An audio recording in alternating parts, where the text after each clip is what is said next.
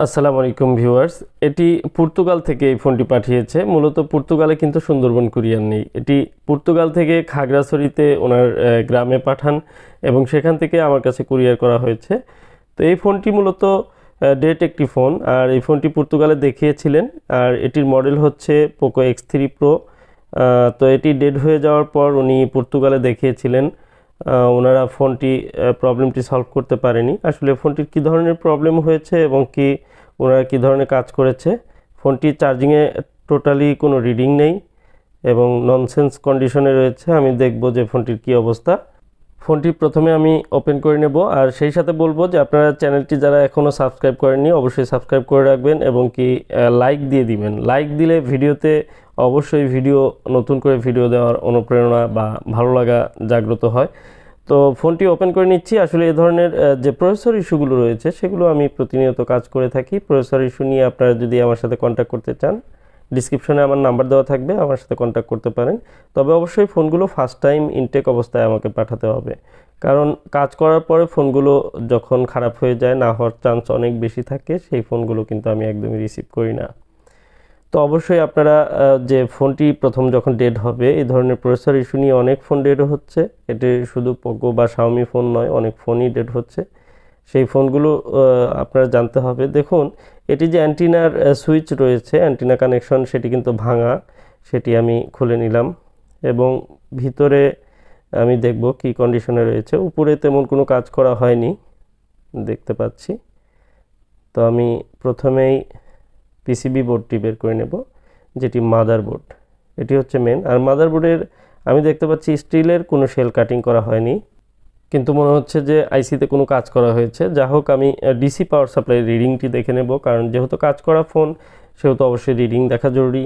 এবং রিডিংটি মনে হচ্ছে অটো 2 রিডিং, 1-2 অটো, বাট পাওয়ারে কোনো কিক নেই। আর এই ধরনের প্রবলেম অ্যাকচুয়ালি সিপিইউ না থাকলে যে ধরনের রিডিং সেটি দেখাচ্ছে, 1-2 রিডিং, এ ধরনের রিডিং। দেখুন, এখানে র্যামটি আসলে যেদিকে বসার কথা সেদিকে নেই। এটাই যে র্যামের যে ইন্ডিকেটর সেটি কিন্তু রং সাইডে আমি দেখতে পাচ্ছি। এর মানে হচ্ছে যিনি কাজ করেছেন ওনার ন্যূনতম এই ধারণাটি নেই যে এটির র্যামটি কোন দিকে বসবে। তো যা হোক, আমি র্যামটি আগে রিমুভ করে দেখব, এরপর ভিতরে কী অবস্থা দেখার চেষ্টা করব। দেখুন, এই ফোনটি আসলে উনি রেজেক্ট হিসাবে রিটার্ন করে দিয়েছেন। আর এই যে দেখুন র্যামের কী অবস্থা। এই র্যামের ভিতরে যে কয়টা লেয়ার আছে সবগুলো কিন্তু একদম শর্ট করে রেখেছে এবং কি এই র্যামটি একদমই বাতিল, ড্যামেজ। তো যেহেতু র্যাম ড্যামেজ হলেও সেটি রিপ্লেস করা সম্ভব। তো আমি প্রসেসরটি চেক করে নেব। প্রসেসরটি রিমুভ করে নিলাম এবং মাদারবোর্ডটি ক্লিন করে তারপর প্রসেসরটি ইনস্টল করলে আমি বুঝতে পারবো যে এই ফোনটি আদৌ কি রান হবে কি হবে না। কারণ হচ্ছে প্রসেসর যদি ভালো থাকে তাহলে কিন্তু এই ফোনটি রান করা সম্ভব।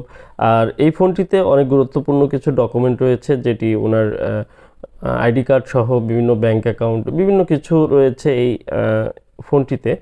এটি হচ্ছে খুবই গুরুত্বপূর্ণ একটি বিষয়, কারণ এই ফোনটি রান করতে পারলে ওনার অনেক উপকার হবে, যে কারণে উনি এত দূর থেকে বাংলাদেশে এই ফোনটি পাঠিয়েছেন। কারণ ফোনটি অ্যাকচুয়ালি আমার এটি ঠিক করার জন্য আসলে আমার যে পারিশ্রমিক সেটি কোনো বিষয় না। এই ফোনটিকে ট্রাই করছি শুধুমাত্র ওনার উপকারের কথা চিন্তা করে। সবচেয়ে বড় কথা হলো যে এই ফোনটির যদি প্রসেসর ভালো থাকে বা আইসিগুলো ভালো থাকে তাহলে হয়তো রান করা সম্ভব হবে। আর ফোনটিতে যিনি কাজ করেছেন তার কিন্তু একেবারেই এই কাজ সম্পর্কে মনে হয় ধারণা নেই, না হলে এইভাবে উনি আসলে এই কাজ করতেন না। যে কারণে আমার সন্দেহ হচ্ছে যে আইসিটি আসলে ভালো আছে কিনা, এটি সন্দেহ। আর সেই কারণে আমি কিন্তু প্রথমেই প্রসেসরটি আগে ক্লিন করছি এবং কি প্রসেসর ইনস্টল করার পর কিন্তু আমি বুঝতে পারবো যে ফোনটির কী কন্ডিশন হয়। তো সব মিলিয়ে আসলে এখানে অনেকেই মনে করতে পারেন যে আমি যে কাজগুলো করছি হয়তো আমি অ্যাটিটিউড দেখাচ্ছি, এরকম কিছু নয়। অ্যাকচুয়ালি এই কাজগুলো করতে গিয়ে আমার প্রচুর পরিমাণে এ ধরনের অভিজ্ঞতা হয়েছে যে এই কাজগুলোতে অনেক ফোন আসলে খারাপ হয়ে যাচ্ছে। আর আমি যেখানে গ্যারান্টি দিচ্ছি যে প্রতিটি ইনটেক ফোন কিন্তু আমি এ ধরনের পোকো X3 Pro ফোনগুলো রিপেয়ার করতে সক্ষম হচ্ছি এবং কি আপনারা চাইলে সেগুলো যাচাই করে দেখতে পারেন। প্রচুর কাজ রয়েছে, আমার ভিডিও রয়েছে এবং কি যারা কাজ করে নিয়েছেন তাদের কমেন্ট রয়েছে। দেখুন, এই যে প্রসেসরের পাশে কি পরিমাণ আঘাত করা হয়েছে এবং কি সেই আঘাতগুলো কিন্তু প্রসেসরের ভিতরে যে লেয়ার থাকে, লাইন থাকে, সেগুলো পর্যন্ত স্পর্শ হয়েছে। তারপরে আমি প্রসেসরটি রিবোলিং করে দেখি প্রসেসরের রেসপন্স আমি কেমন পাই, সেটির উপরে নির্ভর করবে যে এই ফোনটি আদৌ কি ঠিক হবে কি হবে না। তো আপনার ফোনটি আসলে ভালো হবে কি হবে না সেটির নির্ভর করে হচ্ছে যে যিনি কাজ করবেন তার হাতের কাজের উপর নির্ভর করে। কারণ আমরা তো রোবট নই, আমরা তো মানুষ, আমাদের কাজে কিন্তু ভুল হতে পারে, প্রবলেম হতে পারে। এরপরেও যারা দক্ষ এবং কি কিছু কিছু কাজ রয়েছে মেশিনের চেয়ে মানুষ কিন্তু অনেক সুন্দরভাবে করতে পারে। কারণ মানুষকে আল্লাহ পাক ওইভাবেই সৃষ্টি করেছেন যে সব ধরনের বুদ্ধিমত্তা দিয়ে কিন্তু মানুষ মূলত সৃষ্টি হয়েছে। তো আসলে একজন মানুষের পক্ষে অসম্ভব বলে কিছু নেই। আর এরকম না যে আমি পারছি আর কেউ পারবে না, তা কিন্তু নয়, অনেকেই পারছে এই কাজগুলো, কিন্তু অনেকেই সুন্দরভাবে করছেন। তাদের কাজগুলোকে অনেক আমি প্রশংসা করি এবং কি সম্মান করি যারা আমাদের এই সেক্টরে অনেকেই ভালো ভালো কাজ করছেন, সুন্দর সুন্দর কাজ করছেন। তো আমার সিপিইউ ইনস্টল শেষ। আসলে অত্যন্ত দুঃখের বিষয় যে সিপিইউ ইনস্টল করার পর রিডিংটি খুবই কম, 17-18 রিডিং, এবং কি কোনো এলইডি ব্লিং নেই, এবং প্রসেসরের যে নর্মাল রিডিং সেই রিডিংটি নেই, এবং কি কোনো ধরনের পোর্ট পাচ্ছে না, কোয়ালকম পাচ্ছে না। সব মিলিয়ে প্রসেসরটি আমার কাছে খারাপ মনে হয়েছে। আমি অ্যাকচুয়ালি র্যামটি তারপরেও রিভলভ করে বা র্যামটি বসিয়ে দিব, একটু ক্লিন করে বসিয়ে দিব উপরে।